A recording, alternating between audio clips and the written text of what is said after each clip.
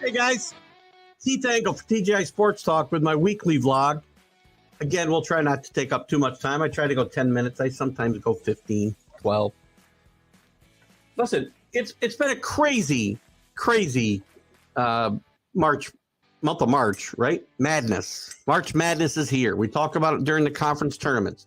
It goes into full bore when we hit the NCAA tournament. And you've seen how well some of the smaller schools, not just mid-majors, I'm talking about mid-majors here today, right? Getting more mid-majors involved in the NCAA tournament.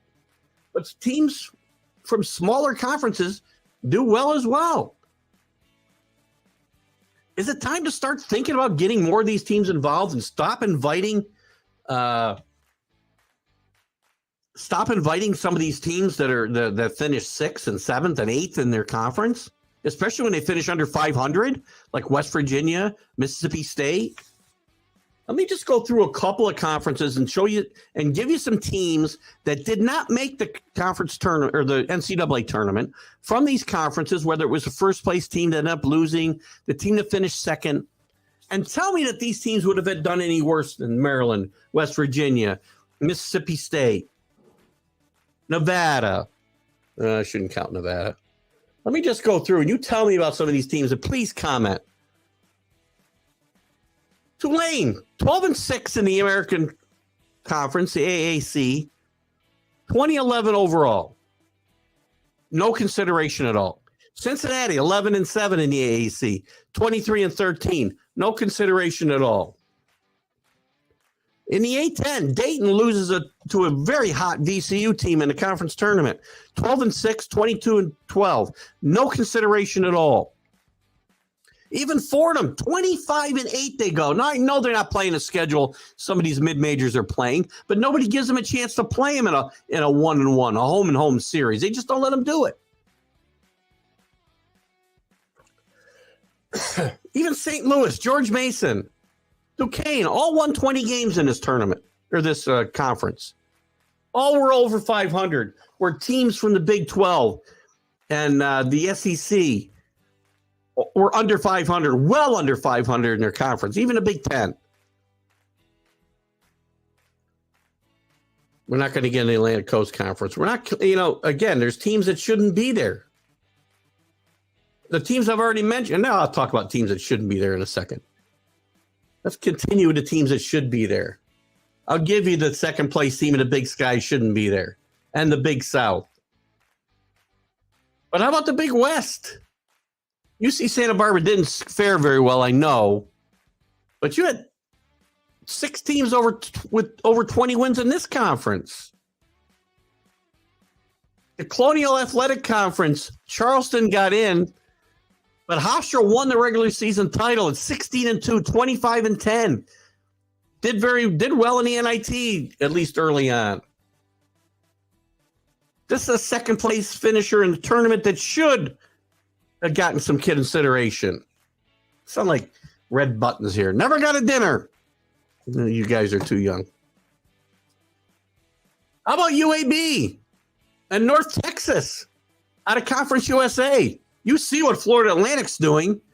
This was a strong conference. North Texas went 16-4, UAB 14-6. Both they had 29 and 28 wins.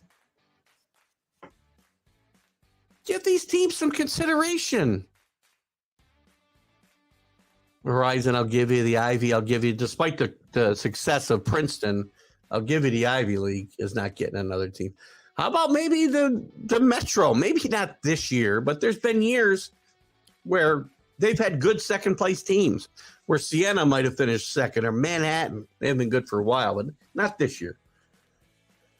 How about Toledo? 27-8, 16-2. They don't make it because Kent State wins the tournament. How about Bradley? Wins the Missouri Valley Conference title, loses the conference tournament to Drake, a really good team, 25 wins. Even Southern Illinois with 23.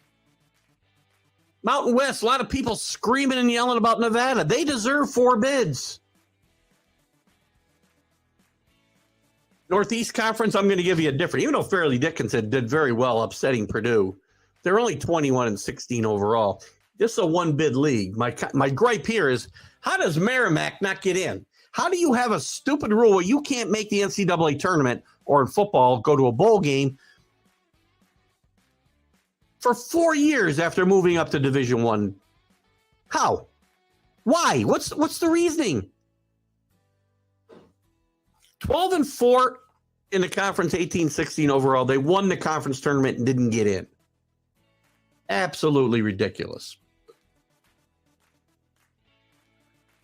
Time is it? Got to get ready for the 5 o'clock show. Patriot League, no. I'll give you no there. Southland Conference, nobody there. Summit League, no. Oral Roberts had a great season there, though. Never got ranked. 30-5 they finished. I know they didn't play well against Duke, but they fought hard. And don't be thinking about taking away these teams' automatic bids. Sunbelt, Southern Miss went 25-8. Lost the conference tournament to Louisiana. West Coast Conference, maybe Santa Clara. Maybe they're deserving of a third bid. 23-10 Santa Clara. And that's probably it. Let's look at compare that with some of these teams. We'll go back to the top here. That got in from the big conferences, if you will. We'll start with the ACC. I'm okay with Pitt getting in. I guess if I'm going to quibble and say somebody's got to go, it's NC State. But these teams may all just deserve to go. But even in this conference, you got teams that maybe have got a gripe in Clemson, 14-6 in the league, better than Duke, better than, well, they finished with the same record, but because of tiebreakers and such, they finished third. So they finished ahead of Duke and Pittsburgh and NC State. Big 12, this is my big gripe. Texas Tech was on the bubble, by the way. One of the first 4 out, I think, maybe the second 4 out. 5-13 in the league, 16-16 overall. Please stop. West Virginia gets in with 7-11 and 19-15. Oklahoma State, 8-10, 20-16. Even Iowa State, 9-9 and 19-14. There's 3 teams from that league that I say you should give a second place team or a second best team in some of these mid majors or smaller conferences than that a shot in this tournament. The Big East, probably nobody there that I would have a problem with. Big 10. Illinois, 11-9, 20-13. Maryland, 11-9, 22-13. I might consider dropping 1 or 2 of those teams and bringing in one of the teams I mentioned earlier. Where else? I guess we only got the SEC and the Pac-10 left. Pac-12, sorry. I'm okay with all the teams that got in. But I might have considered Oregon over some other teams. Tournament tested. Dana Altman, a tournament tested coach. They didn't do well in the NIT, but once you don't make the NCAA, a lot of these teams that expect to be there don't make it. And Arizona State did get in as well, so they had 4 seeds.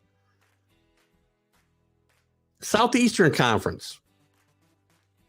Remember some of the teams I mentioned before. Now, Arkansas, who did okay, gets in at 8-10 in the conference. Mississippi State, 8-10. Auburn gets in at 10-8, but they were not good. You saw how bad they were against Houston. You tell me one of the teams I mentioned the other day couldn't have played a better game against Houston than Auburn did, or a better game against UConn last night than Arkansas did. Now I know Arkansas knocked out Kansas, but that was as much Kansas not being able to defend a rim as Arkansas because they can't shoot. I love Eric Musselman. This was my team last year to win it all. But this year they're just undeserving. I'm sorry.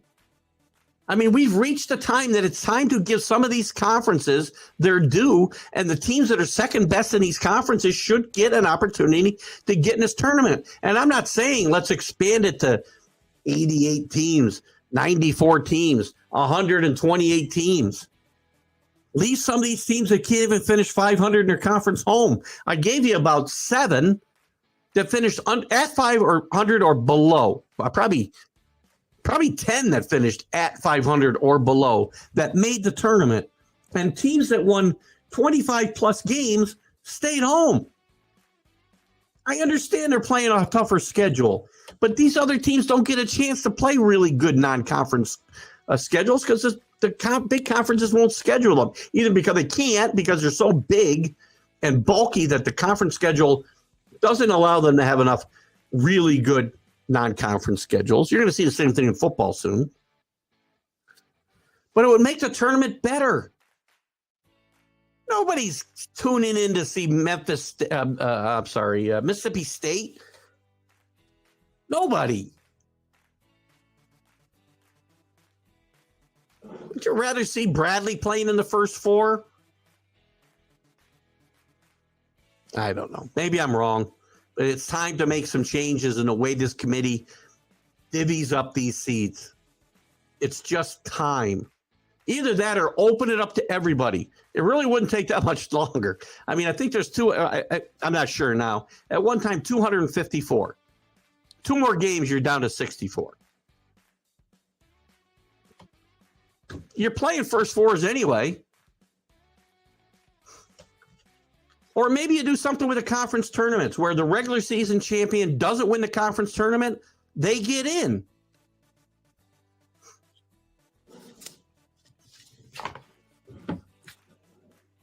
Anyway, Keith Engel, TGI Sports Talk weekly vlog. I'm a little irritated, but I'm trying to keep it calm today. You guys have a great